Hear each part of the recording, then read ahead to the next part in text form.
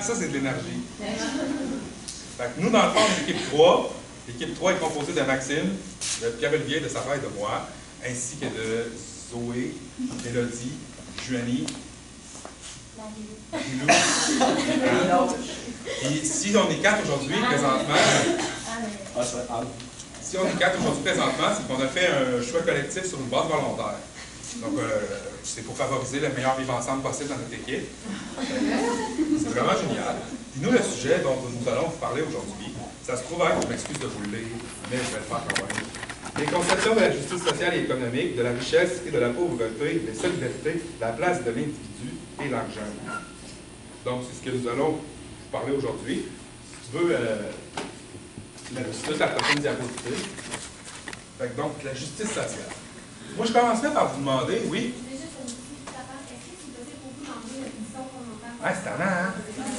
C'est tannant. Est-ce que tu pourrais passer le C'est un excellent commentaire.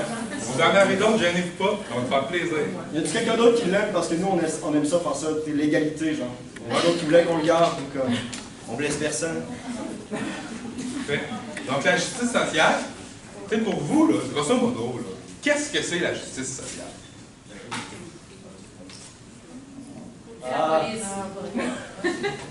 À nous la rue, à nous la rue.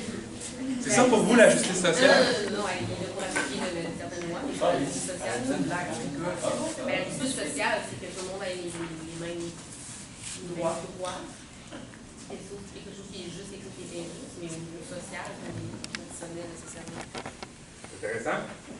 Est-ce qu'il y en a d'autres qui aimeraient partager leur opinion? On est là pour ça. Oui, allez-y.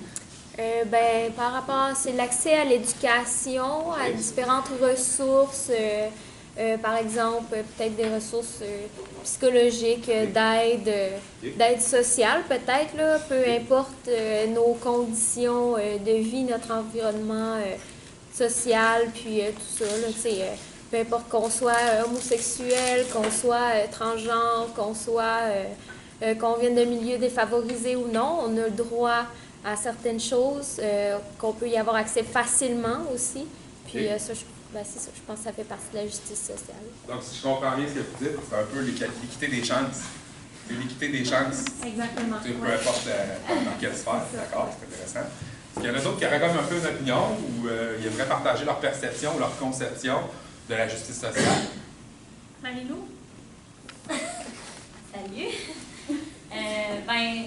Un peu comme ça a été dit par mes collègues précédemment, moi je pense vraiment que la justice sociale, c'est une question de droit dans la société en général, là, au niveau plus légal de la chose.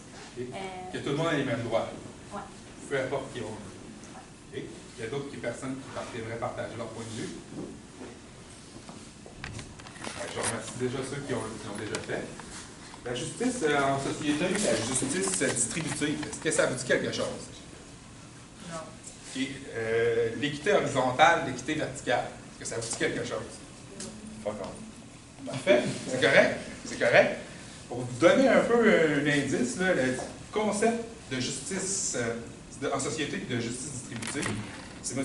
Friedrich Hayek qui critique la justice sociale. Il explique un peu les théories, puis peut-être pour vous donner un peu, c'est un peu le même principe. L'équité horizontale, l'équité verticale, c'est ça, si vous faites une petite recherche sur Wikipédia, c'est ce que ça va vous donner. Donc, on pourrait associer l'équité verticale avec la justice distributive. Ce que je veux dire par là, c'est que dans le fond, dans une justice distributive, c'est les riches qui vont contribuer plus pour aider les pauvres. Parce que, tu sais, généralement, ceux qui ont une capacité ou une capabilité, dans le fond, de pouvoir grimper ou monter dans la hiérarchie sociale, ça veut dire qu'ils ont des forces que nécessairement ceux qui restent dans le bas n'ont pas. Donc, moi, ma conception de la vie en société, c'est que la vie en société, c'est pas juste. Vous comprenez? Moi, je suis fait 6 pieds 4, moi, j'aurais été bon joueur de football. Peut-être que lui, il aurait été meilleur joueur de tennis, de basketball, whatever. Mais c'est pas vrai que tout le monde est né égal. Mis à part le fait qu'on a les mêmes droits. Tout le monde a ses forces, tout le monde a ses points améliorés. Donc, pour dire que quand on vit dans une société qui est juste, je crois que nous, on a besoin d'une justice sociale. Je ne sais pas ce que vous en pensez jusqu'à maintenant. Autrement dit, tu veux dire qu'à la base, de façon naturelle, il y a de l'injustice. Exactement. Et donc la société, son rôle doit être d'introduire de la justice. C'est pour ça que c'est de la justice qui est sociale. Les institutions, Les la institutions. société, ils ont pour but de réguler, dans le but de ne pas amener une égalité des chances nécessairement, mais une De équité compenser des chances. les inégalités naturelles. Parce que c'est pas vrai qu'on est tous nés entrepreneurs, oui.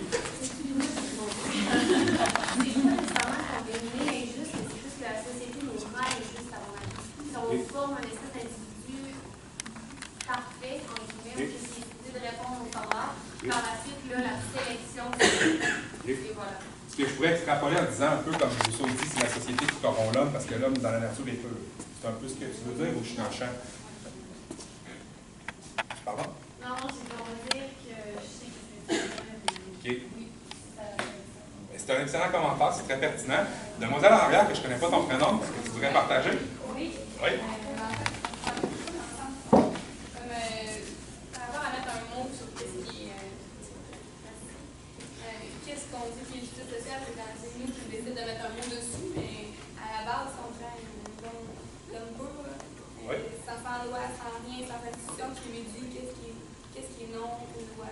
C'est nous quand même qui avons décidé de dire ça serait bien, justice sociale, c'est nous qui avons mis un mot sur ça. Oui. Je ne sais pas ce que ça veut dire ça, mais c'est à partir de cette distinction-là que oui, on a aussi mettre droit à notre égalité, mais c'est parce qu'on les a formulés comme ça. Ce que tu essaies de dire un peu, c'est à la base, là, je veux dire, s'il y a quelqu'un qui a inventé ces concepts-là, c'est quelqu'un qui avait le pouvoir de le faire. Donc, il pas quelqu'un qui profitait un petit peu plus de cette inégalité-là que quelqu'un d'autre. Qui a pris conscience premièrement dans quel monde il vivait, il a mis les mots dessus. C'est ce que ça a donné comme tableau final et c'est maintenant ça qu'on sert comme étant pour dire justice sociale. Est-ce qu'il existe une égalité alors? Mais non, c'est ça. C'est ça, en fait. Mais quand tu dis « il » au singulier, tu comprends bien que c'est les citoyens. Oui, donc c'est le... C'est ça, c'est tout l'enjeu. C'est ça. Qui est-ce qui va imposer dans une société sa vision de la justice? Mais c'est ça. C'est que là, nous, on continue à fonctionner sur ce qui a été établi dans le passé, mais il y a quand même eu une première personne, ou peu importe, qui a dit que comme ça que ça allait fonctionner. Mais je pense que, tu sais, je sais pas, c'est de dire que là, c'est ancré sur justement qu'est-ce qui est établi déjà, mais ça peut toujours se transformer aussi. Notre définition peut évoluer, peut changer de ce qui est la justice sociale. Elle évolue notamment avec chaque gouvernement qu'on élit. Mais c'est ça aussi, mais c'est juste que côté législatif, ça ne bouge pas, c'est institutionnalisé. Ouais, c'est ça. OK. Intéressant. Est-ce qu'il y en a d'autres qui aimeraient partager? Parce qu'ici, c'est une place publique. Les places publiques, c'est fait pour partager. Si j'avais pu amener, je vous aurais tous nourris. On est nourri Il y a des d'idées. gens dans le coin un peu en arrière qui aimeraient partager leur point de vue. On ne vous a pas encore entendu. Je serais intéressé et curieux. Mais probablement que ce n'est pas un terme auquel vous pensez souvent la justice sociale. Hein? Ce n'est pas quelque chose qui est familier à votre esprit. Si je vous dis l'égalité entre les hommes et les femmes, pas le droit de faire travailler les enfants, que c'est de la justice sociale? Ça me semble honnête. Ça me semble honnête, hein? Je suis d'accord avec vous. Donc, ce qu'on peut dire, ce qu'on peut affirmer, c'est qu'il existe différents régulateurs qui pourraient intervenir comme, je ne suis pas certain que le terme est bon, mais comme justificateur ou comme pacificateur, dans le sens qu'il y a quelqu'un qui exploite un plus faible, c'est pas correct, puis ça prend des institutions pour mettre ensemble, pour équilibrer les choses. Et historiquement, c'est un peu la religion qui a joué ce rôle-là. Dans toutes les religions, que ce soit par exemple l'islam, ou le catholicisme, ou l'Église romaine, si on veut, les plus pauvres ont toujours été aidés par les plus riches. Les plus faibles ont toujours été aidés par les plus forts. C'est un peu un principe de redistribution de ce qu'on reçoit à la naissance, de ce qu'on a comme capacité pour gagner notre vie, s'élever dans la hiérarchie sociale. Donc, des exemples de justice sociale qu'on a établis ici, on parle de l'élimination de toute forme qui prend l'inégalité entre les êtres humains. Est-ce qu'il y en a ici là, qui sont pour la discrimination? Levez la main. Pourtant, on est dans une société discriminative. On fait de la discrimination positive en termes d'embauche en emploi. C'est une forme de discrimination. Est-ce que vous considérez que c'est de la justice sociale et que c'est l'élimination de toute forme qui prend une égalité entre les êtres humains? Hein? Desjardins, une politique.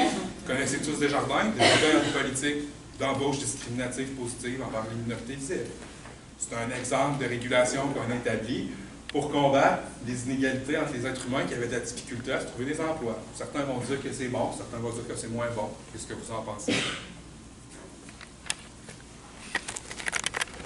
Ça, on en parle beaucoup dans le cours d'éthique, ceux qui l'ont suivi avec moi. Vous devez savoir tout ça. Non, vous avez tout oublié. Est-ce que vous connaissez tous, c'est quoi la discrimination positive en embauche? Par exemple, quelqu'un qui a la compétence égale, si le terme compétence égale ou la notion ou le concept existe vraiment. Les compétences égales, ce qui veut dire que dans un cas où est-ce qu'on hésite entre deux employés, ben peut-être qu'on va prioriser quelqu'un qui vient aussi d'une minorité visible ou qui a un handicap, par exemple. Qui n'est pas capable de marcher. Parce qu'ils ont de la difficulté à intégrer les emplois. Donc, voir de la difficulté à intégrer un emploi, c'est une inégalité qu'il y a entre les êtres humains. Parce que ça existe. L'égalité d'accès aux ressources. Là, on parle économique naturel. Est-ce que pour vous, les soins de santé, c'est important qu'il y ait un universalisme là-dedans? Est-ce que tout le monde ait accès aux soins de santé? Est-ce que pour vous, c'est important? Est-ce que pour vous, les soins dentaires, c'est des soins de santé? Saviez-vous qu'on vivait dans un système où est-ce qu'il y a 3 Québécois sur 10 qui n'ont pas accès aux soins de santé dentaires? Est-ce que pour vous, c'est une forme de justice sociale de vivre dans un système comme nous qui prive à peu près 30% des gens d'avoir accès aux soins de santé au niveau local? Est-ce que pour vous, c'est une forme de justice sociale que si on n'a pas d'assurance privée, bien, on n'en a pas de soins de santé?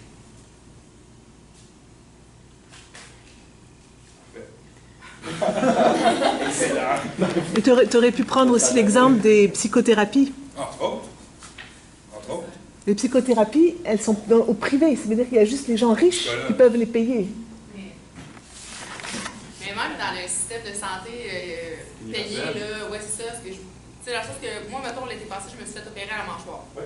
Mon opération est payée, c'est pris en charge par la RAMQ, pas de problème, c'est cool. Mais pour avoir mon opération à la mâchoire, il faut qu'il envoie mes radiographies dans les scans 3D aux États-Unis, parce que ça a l'air qu'on ne fait pas ça au Québec. Puis ça s'appelle des frais de workshop, puis ça coûte 1 500$. Mais c'est ni payé par la RAMQ, ni payé par mon assurance privée.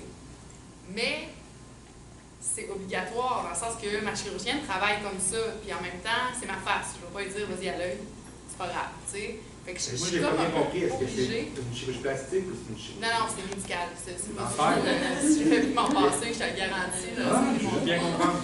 Non, mais c'est ça, c'est médical. Puis, ce que je veux dire, c'est que au-delà de ça, même normalement, dans ce qui aurait dû être compris, c'est la même chose. C'est pas tout le monde qui a les moyens de se payer ça non plus. D'accord. Je l'ai payé, mais je m'en serais passé aussi de ça aurait peut-être été mieux de passer des vacances avec ton conjoint. Entre autres. Pour 1500$, tu vas une belle vacances. Ou payer mon université, ma santé. Au lieu de t'endetter. C'est le même prix. Mais ça pour dire que c'est pas que les dates, c'est effectivement beaucoup de choses. Puis même si ton opération est prise en charge parce que la santé, il y a des trucs là-dedans qui ne sont pas, tu es obligé de faire avec parce que ta chirurgienne travaille comme ça. Tu ne vas pas lui dire de ne pas le faire. Comme on dit, il y a des injustices dans le système de santé. Exactement. C'est un peu la théorie que la vie, c'est pas juste. C'est justement ces institutions-là qui vont avoir pour but de réguler. Tu sais, que ce soit dans le commerce, que ce soit dans le vivre ensemble, je crois que moi, c'est la même chose. De dire qu'on ne jette pas l'eau sale dans les rivières, puis de dire que quand on est riche, on partage avec les plus pauvres. Ben, tu sais, je veux dire, il faut être conscient aussi de la chance que nous, on a. Puis de se dire, ben, d'essayer de la partager, cette chance-là. Fait que si on continue l'égalité des revenus, ça, vous allez voir un peu plus loin dans la justice économique, l'égalité du niveau de la qualité de vie. Ça revient un peu à ce que je vous dis. On a parlé avec les soins de santé, de comment on a accès à ça. Encore là, ce n'est pas une égalité à l'accès, c'est une équité dans l'accès. Quand on parle d'accès à l'éducation, à la santé et les loisirs, je veux dire, généralement, on est chanceux, on vit dans une société où est-ce que, ici, au Québec, au Canada, on a accès pas mal tous à ça. Il y a plus de barrières maintenant avec l'éducation supérieure qu'il y en avait au niveau monétaire, mais grosso modo, c'est quand même possible. Donc, on a une petite définition ici de qu'est-ce qu'une société juste.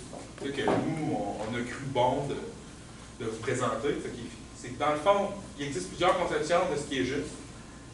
Il est tout à fait impossible qu'aucun accord rationnel entre individus puisse faire émerger une définition ultime, qu'aucun principe ne soit jugé meilleur que l'autre. Liberté d'expression et de pensée. Donc, C'est pour ça que tout ce que vous avez exprimé, c'est tout aussi important parce que c'est votre point de vue dans votre réalité. C'est vous, vous êtes le premier constructeur de votre réalité. J'aimerais que tu cliques sur le petit lien pour vous montrer ce qui se passe en Corée du Nord pour les dissidents. Sur le petit lien. Allez voir, là. Reviens. Ceux qui ne sont pas tout à fait d'accord avec le régime en Corée du Nord, vous appellerez ça justice sociale ou non. Moi, je crois que non, mais je ne veux pas vous influencer. Depuis l'année 2000, il y a 1382 personnes qui ont été exécutées. Ils sont morts, ces gens-là, parce qu'ils n'étaient pas d'accord avec le régime totalitaire. Est-ce que vous considérez que ça, c'est une forme de justice sociale? Non. Non? Parfait. C'est justement ce qui est le fun, parce qu'ici, c'est une belle place où est-ce qu'on peut exprimer qu'on est plus ou moins d'accord avec les autres interlocuteurs dans la mesure du respect, évidemment. Il y a un autre exemple qui est assez récent dans l'espace public. Ça se déroule en Arabie Saoudite. Je ne sais pas si ça vous dit quelque chose. Petit coup de fouet, là, parce qu'il n'est pas d'accord sur son blog, Raif Badawi. Est-ce que vous considérez que d'avoir le droit de pouvoir s'exprimer, ça fait partie aussi de la justice sociale? Est-ce que c'est une justice, c'est un droit fondamental? J'imagine que probablement tout le monde est d'accord avec ça. Parfait. J'aime votre enthousiasme. C'est contagieux. Pour continuer, moi je conclurais que c'est difficile d'avoir une justice sociale sans justice économique. Puis Pierre Olivier, il va s'enchaîner là-dessus.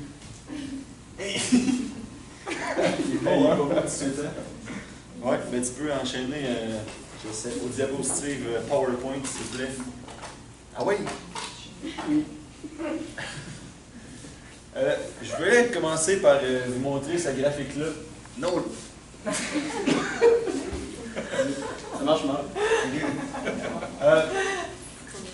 Ce que ça veut dire, c'est que la richesse globale, en 2016, l'Oxfam prédit que la richesse globale va être détenue, plus de 50% va être détenue par les 1% les plus riches au monde.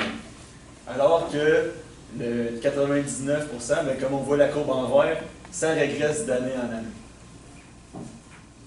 Dans le sens que les plus riches deviennent de plus en plus riches, les plus pauvres de plus en plus pauvres. Exactement ce que je voulais dire, tu m'enlèves les mots de la bouche. Est-ce que c'est quelque chose que vous saviez, ça? C'est quelque chose que vous êtes au courant? Ouais. Qu'est-ce que ça vous fait de savoir ça? Que si on est riche en Occident, c'est parce qu'on exploite l'Afrique? Il n'y a pas d'autre question, là. Qu'est-ce que ça vous fait de comprendre ça, là? Tu sais, de savoir ça? Pourquoi vous dormez le soir, hein? Comment vous faites pour vous regarder dans le miroir? Non, c'est pas ça la question, mais... Je voulais juste... Mais c'est quelque chose que vous saviez qu'il y avait des inégalités aussi abruptes entre le 1% des plus riches puis les plus pauvres. Ben, prochaine diapo, Max. Bam. Boum. En vert, vous voyez la courbe du 50% le plus bas, c'est la richesse qu'ils détiennent. Mais vous voyez que depuis 2010, ça descend. Puis encore une fois, la richesse des 80 personnes, les 80 personnes, là, êtres humains, individus, par rapport à 50% de la population mondiale, ça s'équivaut. C'est quand même incroyable. Là. 80 personnes. Ici, là, si la classe est pleine, on est combien? On est quasiment 50? Là? On aurait plus d'argent que 50% de la planète. Fait que c'est à ce point-là que les inégalités économiques sont rendues dans le monde dans lequel nous vivons aujourd'hui. Et je trouve ça dégueulasse. J'avais quelque chose d'autre à dire là-dessus. Il y a des mécanismes qui sont mis en place pour créer plus d'égalité économique, comme par exemple la redistribution de la richesse. C'est quelque chose que vous connaissez, la redistribution de la richesse? Personne connaît la redistribution de la richesse? Il y a mais ça, c'est entre provinces. Il l'a aussi entre foyers, entre individus. Vous savez, Mme Piron?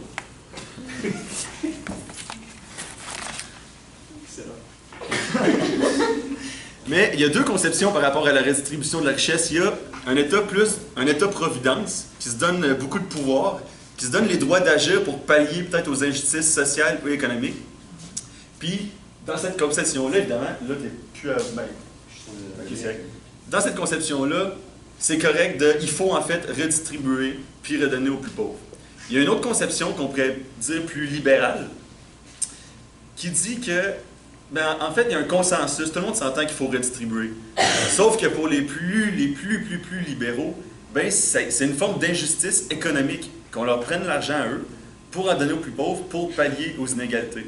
Fait qu'il y a vraiment deux côtés de la médaille. Pas mal tout le monde dans la salle ici est d'accord que quand il y a 1% des gens qui détiennent plus que 99%, c'est inégalitaire à mort. Mais il y a des gens, contrairement à nous, qui disent, si on prend mon revenu que moi-même j'ai fait, puis qu'on le donne à des gens qui ne l'ont pas fait comme moi, ben ça, c'est littéralement du vol dans mes poches. Est-ce que vous pensez que ça détruit cette conception-là? Quel argument vous donneriez à quelqu'un qui pense comme ça? Ouais. Ben, en fait, j'ai lu un ouvrage de Patrick Turmel, ça s'appelle La juste part, puis lui, il est professeur au département de philosophie ici. Puis il parle justement de ce 1%-là qui sont au sommet de grandes entreprises, soit qui ont développé eux-mêmes, qui sont partis de rien, puis là, sont rendus multimilliardaires, puis tout. Puis en fait, moi, je trouve que ces personnes-là ont tout à redonner à la société, parce que c'est impossible que tu bâtisses un empire comme ça tout seul. Il y a tellement de gens qui ont travaillé pour pas grand-chose, pour que toi, au final, tu te ramasses au sommet, puis aussi riche que ça. La société leur a donné les conditions pour réussir. Exactement. Aussi, c'est tout un travail de société que je pense que, à quelque part, c'est pour ça, premièrement, qu'on devrait redonner. Là. Mais ça m'amène à une autre question. Pensez-vous que c'est possible de s'enrichir à ce point-là sur notre planète, de s'enrichir, on parle de milliards de dollars, sans justement appauvrir dramatiquement d'autres personnes? Qui veut s'exprimer là-dessus? Anne? Bonne question. Toi, c'est quoi ton réponse? Excellente réponse.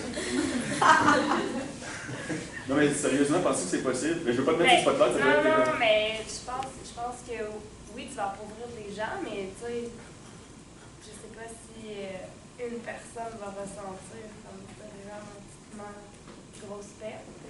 C'est comme un peu partout qui fait en sorte qu'à la fin, c'est un gros montant, mais que... Ben, ça me fait réfléchir à quelque chose, parce que tu parles d'une personne, puis c'est vrai. Parce qu'on parle toujours d'individus, mais aussi les compagnies, puis les grosses corporations sans âme ni visage, qui nous volent notre fric, comme Google par exemple. Je pense que c'était en 2010, on payait 2,4% d'impôts à l'échelle de la planète. 2,4%, je ne sais pas combien t'en payes toi, Anne? Sûrement plus que 2,4%. Ouais. Puis 2,4%, ils ont évalué, les économistes, que c'était une perte de 60 milliards de dollars à l'échelle de la planète. Puis sûrement qu'avec 60 milliards de piastres, tu peux nourrir une couple d'enfants qui ont faim. Je ne connais pas ça bien, là, mais 60 milliards, c'est une couple de trio Big Mac, d'après moi. Puis là, si on regarde, ça m'apporte un autre point qui m'enflamme, le coefficient Gini.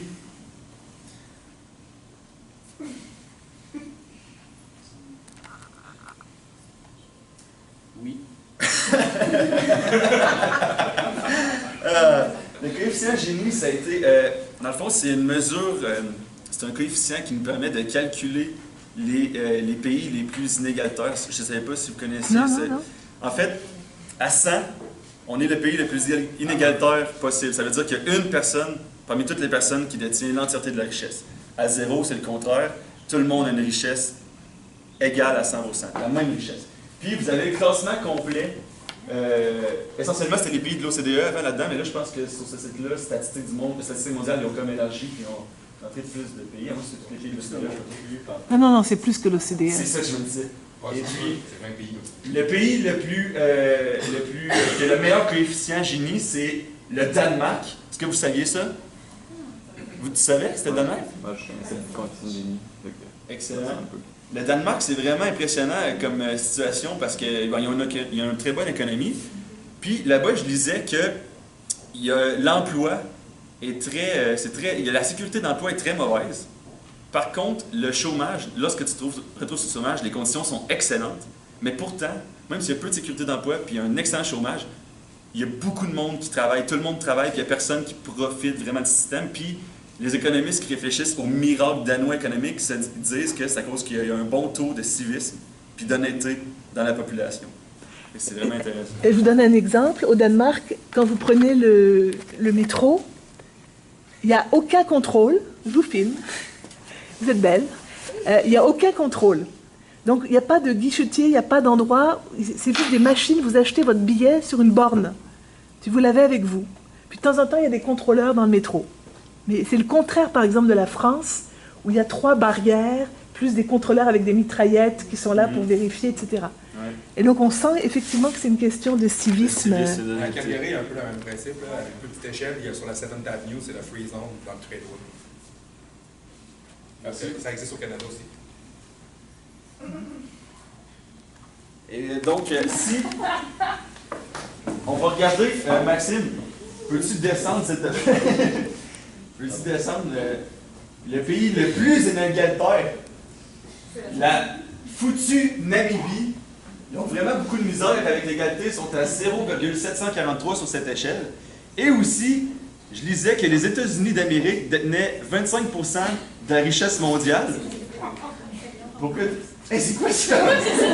Fuck! J'essaie de tuer avec le curseur. C'est interactif comme présentation. Là, il n'y a aucune chance qu'on puisse se concentrer, là. Mais c'est intéressant parce qu'on voit le Burkina, les pays très pauvres qui réussissent quand même à être moins inégalitaires que des pays riches comme l'Afrique du Sud, par exemple, ou le Brésil. Si tu redescends, on voit les États-Unis qui se situent environ. Les États-Unis Ils sont où, les États-Unis? Ils sont à côté du Ghana, puis. Ils sont où? Descends encore. Ça faut que tu descendes. Non, mais. T'étais correct. C'est quelle colonne, les Descends États-Unis? le texte. Ouais, c'est ça. Ouais, exact. Ah oui, États-Unis, à côté du Ghana. Ils sont à 0,408. Ouais, puis ça, c'est un des pays où c'est qu'il y a le taux de mortalité infantile qui se compare avec la moyenne africaine. Là, on parle des meilleurs, dans les meilleurs hôpitaux au monde. Et c'est un pays qui détient 25% de la richesse mondiale. C'est le quart de la richesse mondiale. Regardez le nombre de pays qui ont là, ils détiennent le quart et ils sont au niveau des inégalités comparables au Ghana. Fait que c'est quand même, c'est quand même révélateur, ce tableau-là. Le Canada, on peut regarder le Canada sont où? 3,26, côté du Tadjikistan, nos alliés de toujours. Regarde, tu vois, le Pakistan, il est où l'Éthiopie? C'est mieux qu'au Canada. L'Éthiopie, souvent, c'est des pays qu'on a des perceptions négatives. Dans le fond, dans la répartition de la richesse, ils sont mieux que nous. On voit beaucoup de pays scandinaves, là, les plus égaux. Mais si on descend, je voulais parler de la Namibie. La Namibie, moi, ça me passionne. Ils sont à 7,43. Puis ils détiennent, contrairement aux États-Unis, 25%, à peu près 0%, tu sais, 0,01, c'est très négligeable. Puis ils sont à 743, ça veut dire qu'il y a un dude qui a quasiment tout, genre. Ils sont dans le dèche ben raide, là, la Namibie, là. C'est ça que j'avais à dire sur la Namibie. Mais qu'est-ce qu'on fait, mettons, dans la Namibie? Comment ils peuvent s'en sortir? Je veux dire, c'est quoi vraiment? Est-ce que si cette personne-là meurt, genre, l'argent se met à tomber des arbres, puis genre, les gens peuvent juste comme refaire leur fortune? C'est une excellente question. Non, mais parce que, je veux dire, ils sont tellement dans la marde. Puis il y a plein de pays qui se retrouvent un peu dans cette situation-là où économiquement, ça va pas du tout, là. Mais c'est quoi, genre, c'est quoi la première chose qu'on fait, mettons, pour c'est quoi, c'est Namibie ou... La Namibie. Est-ce que tu poses cette question pour blaguer puis faire rire ou tu veux vraiment que je te réponde? Ouais. Qu'est-ce qu'on Bon, ben là, je ne sais pas si tu as remarqué, mais en septembre dernier, les Nations Unies ont adopté ce qui s'appelle les objectifs de développement durable. Il y a 17 objectifs avec des cibles très précises pour justement aider à amener ces pays à un niveau de développement économique et social aussi, évidemment, plus acceptable. Donc tu pourras regarder, il y a des cibles très très précises d'action que chaque pays est invité à faire, mais que l'ensemble des organisations des pays sont censés les aider à le faire. Ça s'appelle les objectifs de développement durable. Ils viennent d'être adoptés par les Nations Unies et il y a beaucoup de gens qui ont de l'espoir que ça va porter fruit. Et même on a vu, je pense, il y a 2 jours, un résultat qui disait qu'il y a ce qu'on appelle la très grande pauvreté. C'est vraiment la Namibie, là, les pays les plus pauvres, a réduit. Pour la première fois depuis des années, le taux a baissé. Donc, toutes les mesures de développement durable qui sont en place ont quand même réussi à changer les choses. Et puis, il y a la démocratie. Par exemple, là, tu parlais au Gabon, il y a l'héritier, la famille, ça c'est le président, c'est le fils du président, il a décidé de donner une partie de sa fortune au Gabon. Okay. Donc de redonner. Alors il y a l'opinion publique internationale qui fait honte un peu à ces dictateurs qui s'accumulent plein d'argent. Et donc là, dans ce cas-là, il va redonner, mais sinon il y a des poursuites judiciaires. En ce moment même, au Sénégal, un ancien dictateur du Tchad est en train d'être jugé. Tout d'un coup, les choses changent un peu. Les dictateurs s'enfuient. Parfois, ils s'enfuient avec le trésor. Parfois, on confisque.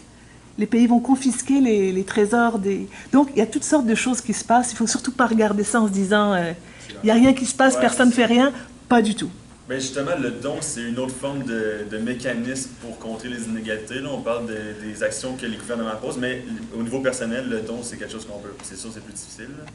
On ne changera pas le monde à coup de non, mais tout le mouvement du financement participatif, c'est une façon de transférer des fonds aussi vers d'autres pays. Et, absolument. L'économie de partage. Oui, tout à fait. L'économie sociale et solidaire. Ouais. Fait que moi, ça fait le tour pour moi. Fait que merci beaucoup de m'avoir écouté, tout le monde. Moi, je vais vous parler de la richesse. En fait, on a souvent tendance à dire que la richesse, c'est ce qu'on possède en termes de biens ou d'argent, mais c'est sûr que la richesse, ça peut aller sur beaucoup de concepts. Je ne sais pas s'il y en a qui ont des idées de concepts, comment on peut définir la richesse, soit d'un individu, d'un pays. Pensez au titre du cours, s'il vous plaît. Champ de recherche. Non. Il peut avoir, par exemple, la richesse intellectuelle. Donc, nous, on est à l'université, on acquiert une certaine richesse dans les acquis d'informations qu'on peut avoir sur le niveau intellectuel. La culture. Culture, oui. Est-ce qu'il y en a qui ont d'autres idées? Pensez aux sociétés, par exemple, qui développent, et ça, aux États-Unis, c'est quand même un point important de la société américaine, beaucoup d'organisations de communautaires qui vont ensemble, c'est très influencé par la religion protestante aux États-Unis, mais qui vont prendre soin des déshérités, etc. Donc, il y a une richesse communautaire aussi, du lien social, qui est très forte en Afrique. La Namibie, là, tu peux être sûr qu'il n'y a pas une personne âgée qui se retrouve toute seule dans un petit appartement. On n'abandonne pas les personnes, on les amène, on habite ensemble. Donc il y a une richesse communautaire. Oui, donc c'est sûr, la richesse, ça dépend à qui on pose la question. Si on la pose, mais quelqu'un qui a plus d'argent, c'est sûr que pour lui, la richesse, ça va définir par ce qu'il y a dans son compte en banque ou ce qu'il y a dans sa maison ou qu'est-ce qu'il y a tout court comme maison. Donc, c'est sûr que ça, c'est vraiment variable d'une personne à l'autre. C'est variable aussi d'une culture à l'autre. Donc, si on pose à d'autres personnes de d'autres cultures, vont avoir des réponses différentes par rapport à la richesse. On parlait, c'est ça, de richesse intellectuelle, communautaire, culturelle. Donc, ça, c'est différentes sortes de richesses. Sinon aussi, si on parle... Ah, tu peux changer de PowerPoint, je vais expliquer. Donc, tout ce qui est associé avec la pauvreté, ça aussi, ça peut être quelque chose qui est discutable en termes de comment définir la pauvreté. Encore là, ça peut être en termes d'argent, mais il y a d'autres types de pauvreté. De la pauvreté, ça peut être le contraire de la richesse intellectuelle, manque d'accès à la culture. Donc, d'une culture à l'autre, ça peut être différent de la façon qu'on va voir la définition de la pauvreté. Et même dans une même culture, tout dépendant à qui on pose la question, ça peut être une réponse différente. Je ne sais pas, vous, on en a parlé tantôt, l'inégalité entre le sud et le nord. Donc, c'est sûr qu'on a tendance à dire que... Je pensais qu'il y avait une intervention. Donc, on a tendance à dire que justement, le nord, les pays plus au nord vont avoir tendance à exploiter les pays au sud. Donc, on voit qu'il y a quand même un renversement un peu de la tendance avec la conscience qu'on peut avoir plus ici au nord. Là, ici, on voit sur la carte la pauvreté monétaire mondiale. Donc, en 2000 et 2008. Il est encore connecté. OK. Ah. On retouche donc, voir. OK, c'est bon, touche. Donc, on voit que, en fait, la part de la population qui va avoir $1,25 par jour pour vivre, donc on appelle ça le PPA, en 2000 et 2008. Donc, ce n'est pas nécessairement les données les plus à jour, mais c'est le plus récent qu'on a pu trouver. Si on regarde en Afrique, là, on voit vraiment c'est les endroits où c'est plus rouge. Donc, entre 75, entre la majorité des pays, là, on va parler entre 50 et 93% de la population qui vivent avec $1,25.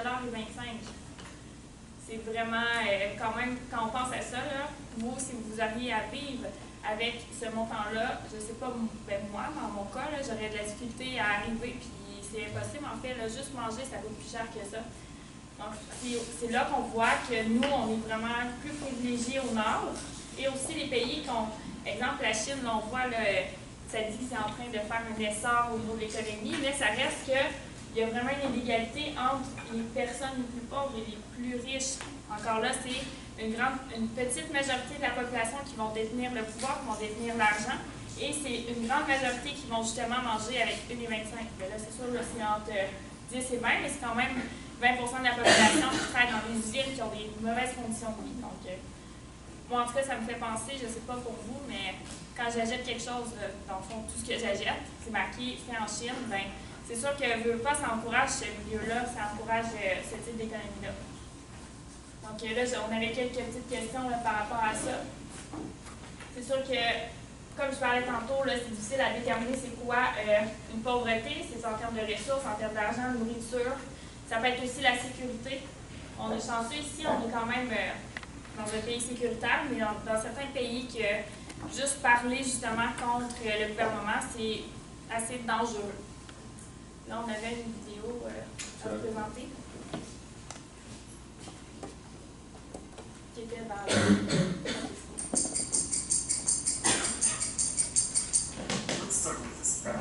A perfectly even distribution of wealth among all living people, with everyone divided into 5 equal groups. Now, let's show how much each group actually has. Shocking, right? 80% of the world's people barely have any wealth. Meanwhile, the richest 2%, they have more wealth than half of the rest of the world. 200 years ago, rich countries were only 3 times richer than poor countries. By the end of colonialism in the 1960s, they were 35 times richer. Today, they're about 80 times richer.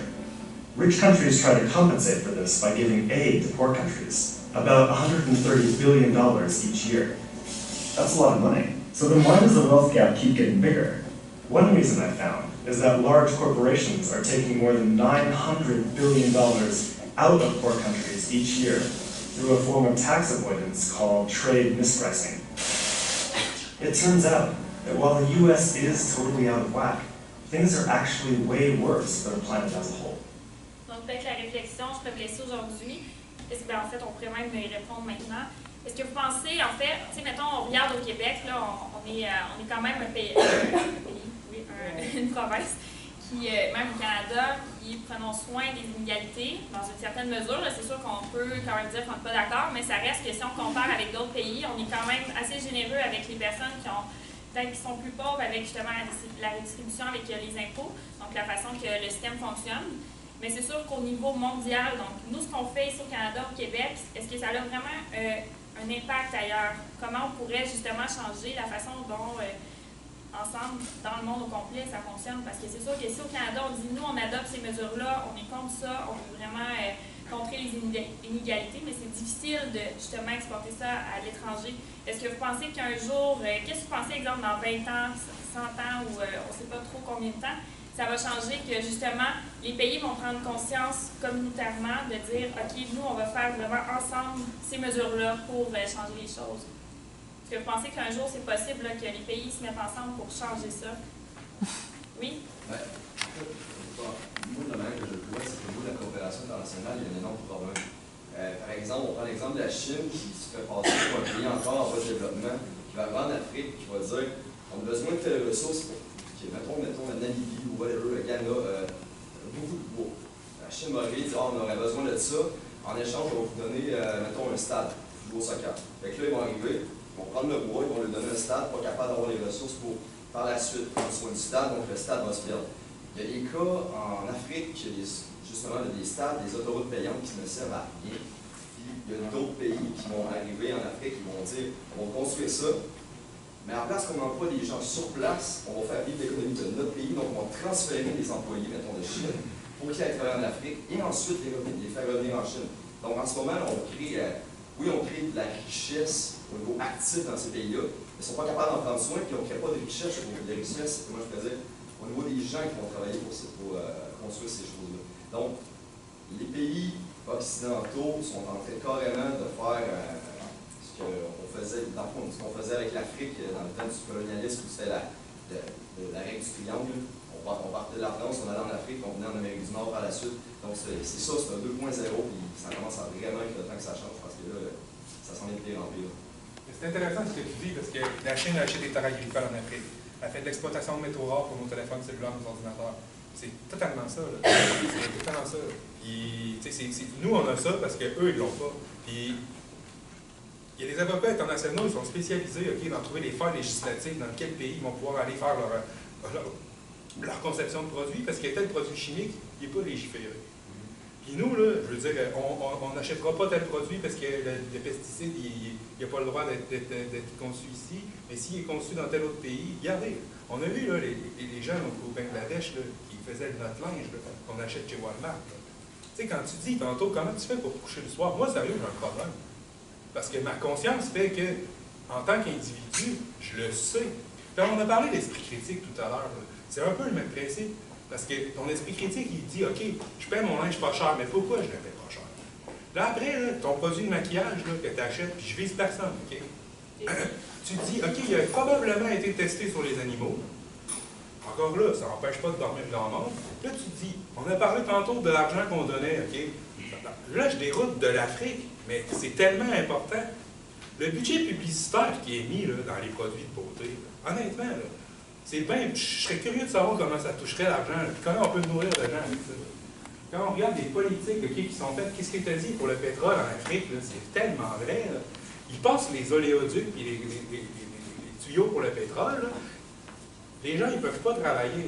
Ils voient des gens des États-Unis qui arrivent avec un casse-blanc ou du Canada. Moi, j'ai l'oncle d'un de mes chums qui est ingénieur-chef, je ne sais pas quoi, là, mais surintendant sur le chantier. Là. Le salaire que ce gars-là gagne, tu dis, mais il pourrait faire travailler 10 gars en Afrique.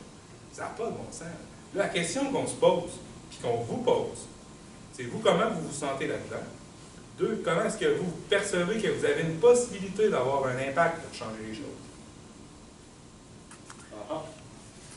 Ben, je pense que c'est sûr qu'on a toute une conscience, puis que, tu sais, je veux dire, même si on est capable de dormir le soir, tu sais, de pas trop y penser, je pense que quand on est mis face à ça, on a tout, tu sais, je veux dire, on se sent tout mal par rapport à ça, là, on n'est pas...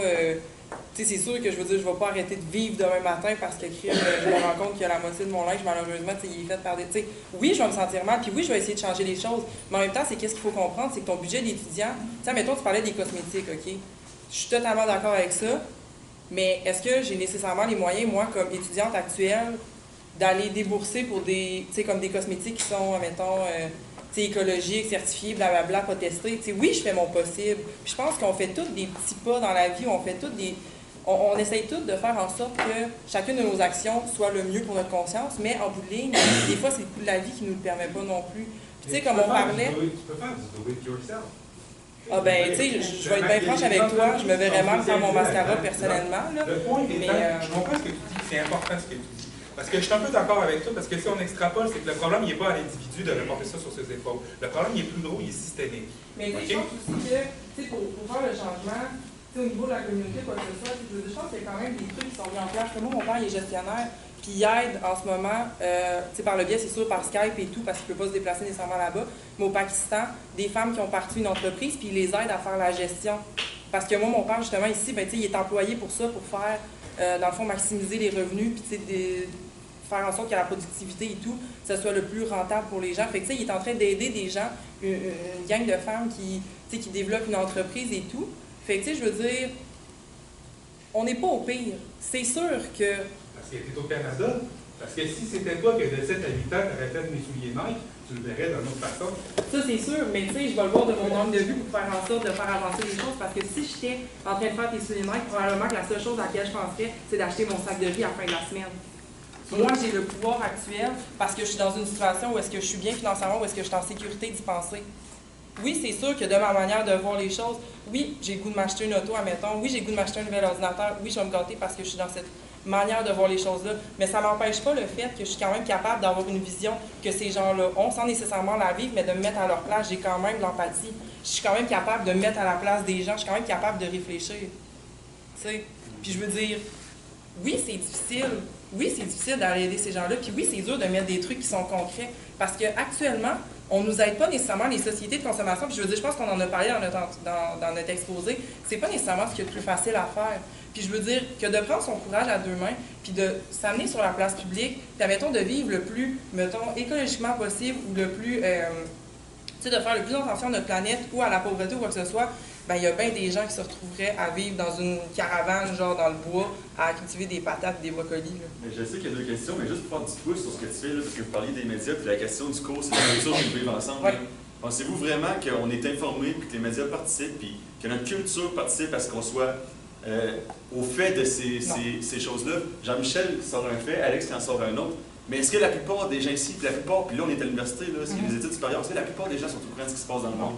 Est-ce que les médias participent à l'enlightenment, je cherche le mot en français, l'éclaircissement? Ben non, parce qu'on en a parlé tantôt, parce que c'est pas ce qui va faire vendre. C'est pas ce que les gens veulent, puis tantôt on en a parlé au niveau, on n'a pas abordé nécessairement ce sujet-là, mais on a parlé un peu des... Ben ça fait partie des nouvelles internationales en fait, mais c'est que les gens actuels, c'est pas ça qu'ils ont le goût de lire. Ils sont bien dans leur petite sécurité, on est bien dans notre petite vie, on est bien dans notre petite bulle. Mais même ceux qui veulent être informés, c'est extrêmement difficile. Ben oui. Toi tantôt.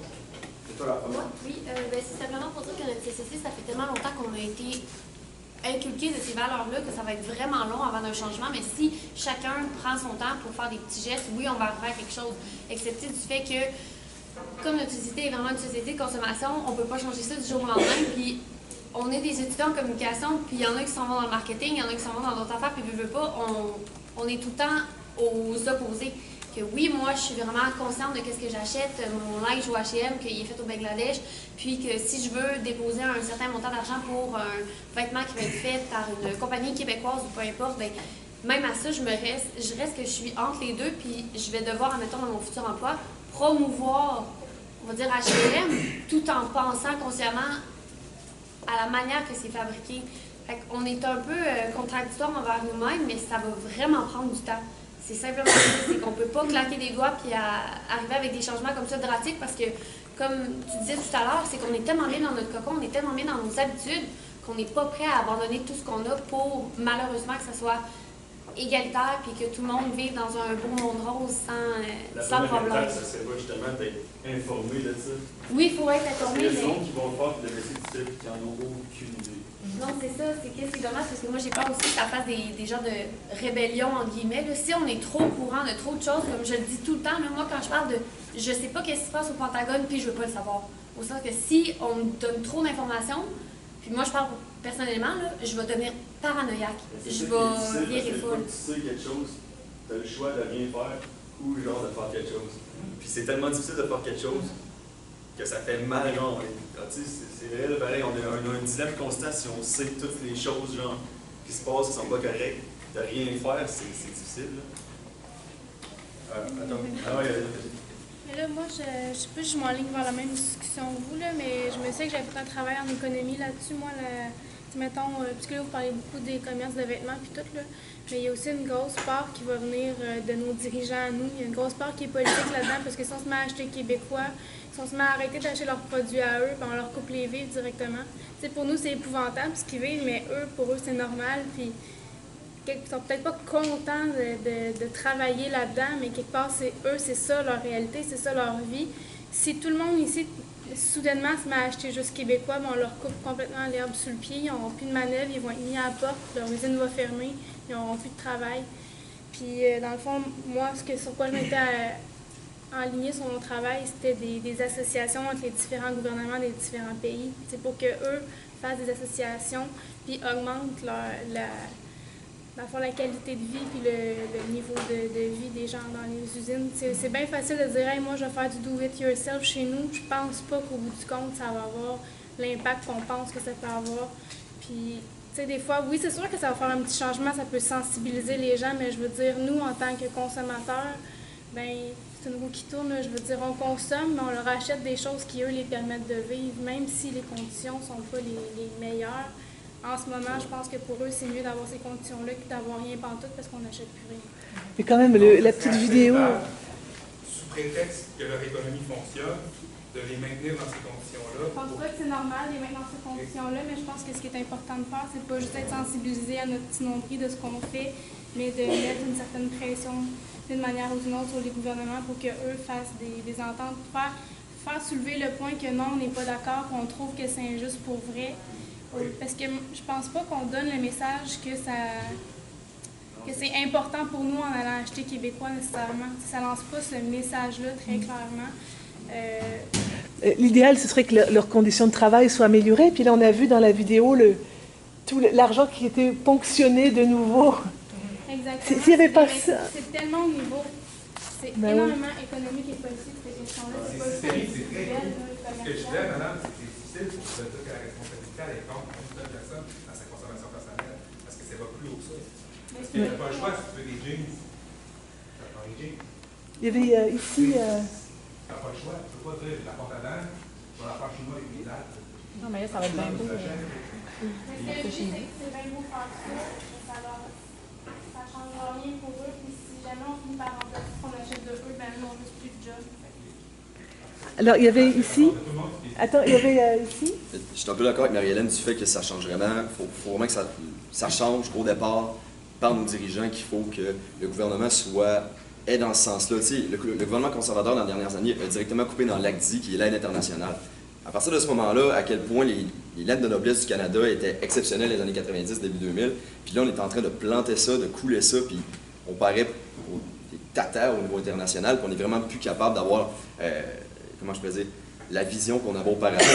Suite à ça, l'achat local est une très bonne idée. Retourner vers peut-être une société un peu plus protectionniste plutôt que libre-échangiste pourrait être une idée, parce que l'achat local va forcer à avoir une économie plus forte ici, puis peut-être à passer un message aux autres pays qui, eux, vont dans le même sens de dire qu'il faut arrêter d'exploiter les autres pays, puis de peut-être encourager notre économie locale. Tu sais, c'est pas normal que du monde soit payé 10 cents de l'heure pour travailler dans des conditions exécrables. C'est juste pas normal, tandis que c'est vraiment ça le point. C'est juste ça le point. C'est pas normal, mais c'est pas acceptable. Ouais, c'est ça. C'est pas acceptable non plus. Mais tu dis que ça commence par les gouvernements, mais en même temps, s'il y a un rôle qu'on peut jouer, c'est pas au niveau individuel, mais c'est au niveau collectif. Tu sais, nous tous qui n'avons pas le pouvoir gouvernemental, c'est nous qui élisons nos gouvernements. Le 19 octobre, c'est le temps de le faire. Mais exactement, mais est-ce que même, mais là je vais vraiment loin, là, mais est-ce que même voter, genre, ça légitime pas périodiquement toujours un pouvoir justement qui nous correspond pas, genre? Y a-t-il un système dans lequel on est actuellement, là ça va quand même assez loin, je veux pas paraître la théorie du complot, là, mais est-ce que vraiment voter pour NPD, libéral ou conservateur, ça va réellement faire un changement ou c'est un statu quo d'un système extrêmement conservatiste, de toute façon, là? Là-dessus, on s'entend qu'il n'y a pas de partisans. Ça, c'est sûr que non. Sauf qu'on peut améliorer la chose en disant que les conservateurs ont fait très bien dans les 10 dernières années, puis qu'on peut améliorer la chose, puis ça ne peut pas être. Moi, je suis d'accord avec votre NPD, pas le Parti vert ou le Parti libéral. Bon, peut-être pas le Parti libéral, mais bon, ça c'est un autre point. Mais peut-être que l'NPD peut faire un meilleur job que le Parti conservateur a fait les dernières années. C'est donner la chance au pouvoir pour voir comment ça va s'aligner dans les prochaines années au niveau de l'aide internationale, parce que là, ça marche plus. Ça marche juste plus. Mais je signale que tout ce que vous dites là, c'est exactement ça, la question de la citoyenneté. On vient vraiment de faire le tour. Et c'est votre question, je sens que vous êtes vraiment... Qu'est-ce qu'on peut faire chacun de nous, hein? Tu disais très bien ce dilemme. Qu'est-ce qu'on peut faire chacun de nous? C'est la citoyenneté. Vous avez vu dans le groupe Facebook l'image que je vous ai montrée où tout le monde était là, ensemble, en train de se dire « Qu'est-ce que je peux faire? Moi, j'y arriverai pas. » Puis on voit la masse. Hein? Il est génial, ce dessin. Et donc, la communication, c'est se parler ensemble pour changer les choses. La communication est majeure. Si on souffre chacun de notre côté parce qu'on ne trouve pas de solution, ça n'avancera pas. Mais si on communique là-dessus, ça peut changer.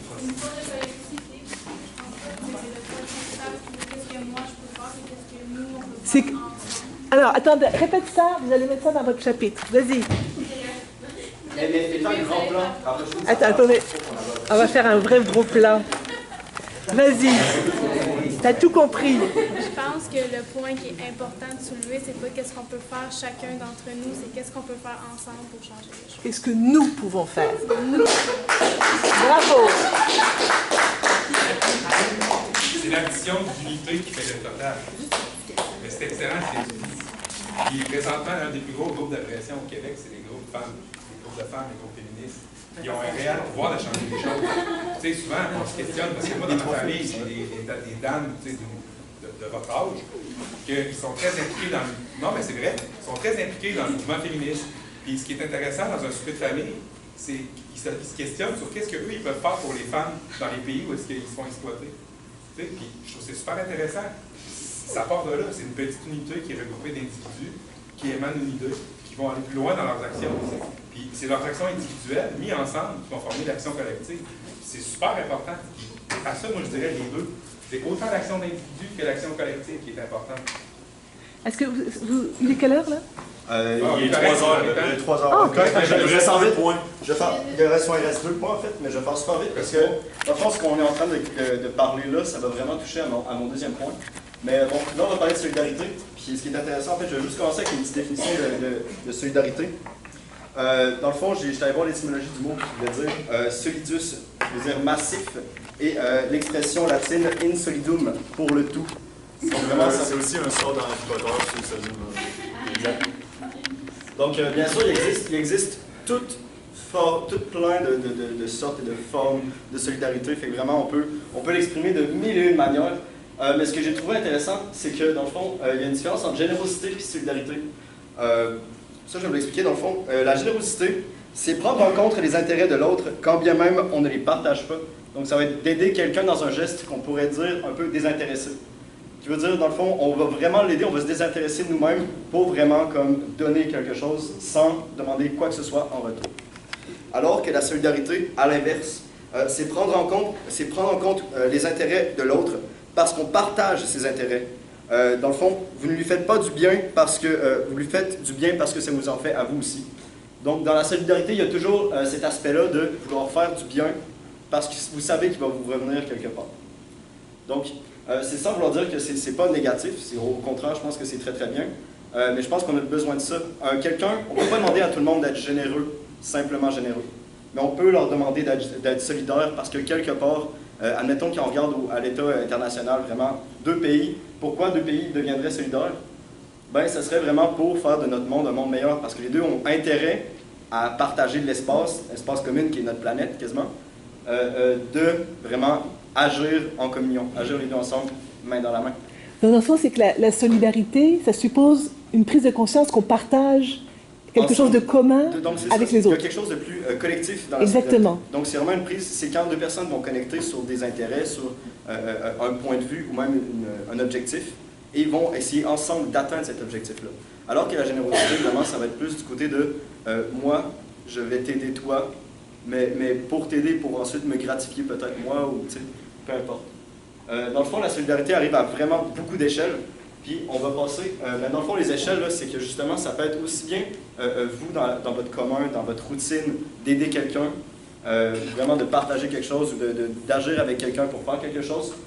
Aussi bien 2 pays vont pouvoir le faire. Peut-être même que s'il y a des aliens un jour qui arrivent sur la Terre, ben, on va être solidaires avec eux, puis on va aller conquérir l'univers. Donc, ensuite, on va passer directement aux individus. C'est la fin de solidarité. On va passer tout de suite. Quoi? Ouais, mais tu veux quand même.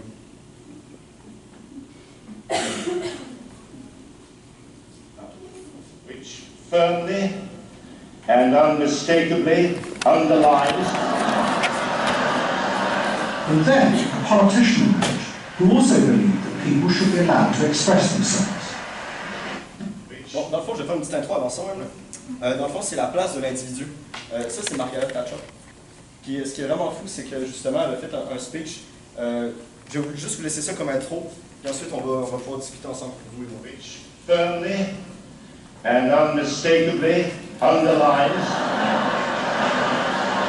And then a politician emerged who also believed that people should be allowed to express themselves.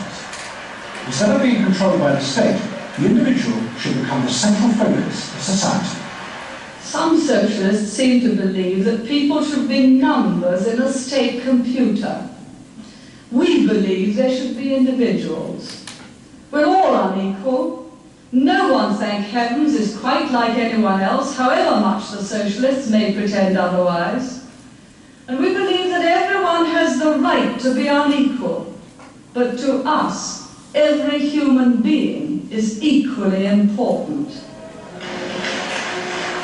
A man's right to work as he will, to spend what he earns, to own property, to have the state as servant and not as master, they are the essence of a free economy. And on that freedom, all our other freedoms depend.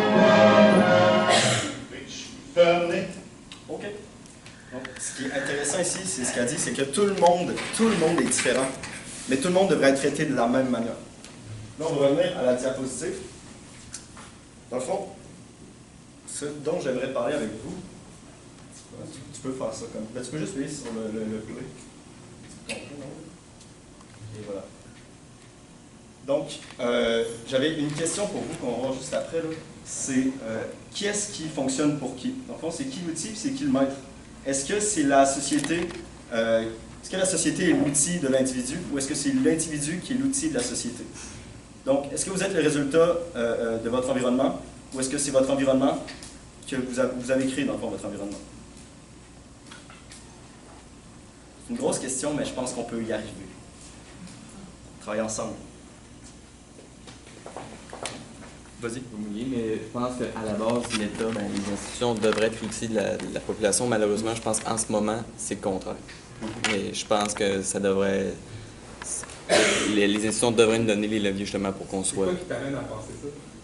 La façon dont je vois la société, tout ça, comment ça... Tu sais, même, parce que je suis beaucoup dans le domaine de la politique, tout ça, je trouve ça beaucoup. Puis même quand j'entends les politiciens dire « on travaille pour vous, on travaille pour vous », non, j'ai l'impression de travailler pour toi.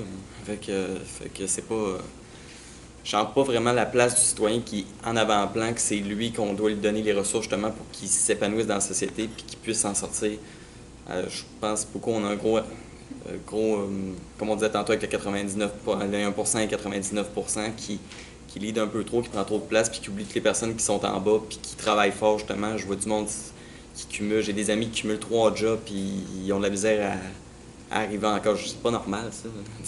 Dans quelle société on vit pour qu'une personne cumule 3 jobs et n'est pas capable de s'en sortir puis elle ne demande pas des choses incroyables, elle veut juste vivre. Là, en tout cas. Admettons juste par curiosité, il y a combien de personnes ici qui vont croire, qui croient que l'individu est l'outil de la société? Toi? Ouais? Vas-y. Au total, on pense que des outils qu'on va se servir pour par la suite construire une société. Un individu peut se construire individuellement, mais c'est plus facile quand on a l'aide de nos partenaires. Ouais. Moi, je suis d'accord, mais je pense qu'à la base, justement, la société a été créée pour être notre outil. Dans le fond, on l'a créé pour justement l'utiliser, pour arriver à nos fins plus rapidement, pour pouvoir, dans le fond, concilier tout le monde ensemble, mettre tout le monde un peu sur le même bateau, puis ensuite, comme s'en aller au même endroit. Mais est-ce qu'aujourd'hui, qui ici pense que justement c'est le contraire, c'est la société qui est devenue maître de l'individu? Ben moi. Oui. Pourquoi?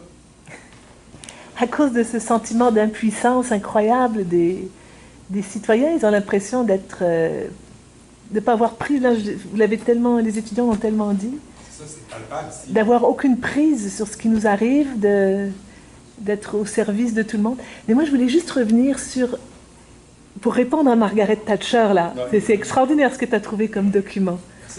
C'est incroyable. C'est que dans le fond, la notion d'individu, c'est ça la question que je poserais moi. Est-ce que ça existe vraiment un individu tout seul? On a tous des liens avec les autres. On dépend tous des autres. Donc il y a une fausseté intellectuelle totale dans cette opposition, et même, je dirais, dans tout le néolibéralisme. Est-ce qu'on peut faire oublier à quelqu'un qu'elle est elle-même? Est-ce que c'est possible de dire à quelqu'un, genre, que justement, dans cette ligne de pensée, tu dépends de tout le monde, donc tu devrais avoir une pensée collective? Est-ce que c'est possible de faire oublier à quelqu'un sa propre existence dans le but le plus grand, genre? Si, admettons, je vous dis, demain, vous vous sacrifiez pour faire vivre peut-être plus de monde demain. Tu sais, vous mourrez, mais vous faites vivre, admettons, une dizaine de personnes. L'utilitarisme? Ben oui, exact. mais est-ce que, justement, ce calcul-là... Non, mais je te dis, moi, je ne suis pas d'accord avec ce calcul parce qu'on est à la fois singulier, une personne, mais on est dans des réseaux complets, des réseaux sociaux. On est une société. Pour elle, la société, elle l'a dit dans une autre citation, la société n'existe pas. Donc c'est sûr, de son point de vue, chacun doit être seul et tranquille. Mais nous, on le sait, là, on a une famille, rien que ça, on a une famille, on a un amoureux, on a hérité des choses, on veut transmettre. Un individu, ça n'existe pas. Mais une personne, un corps, oui.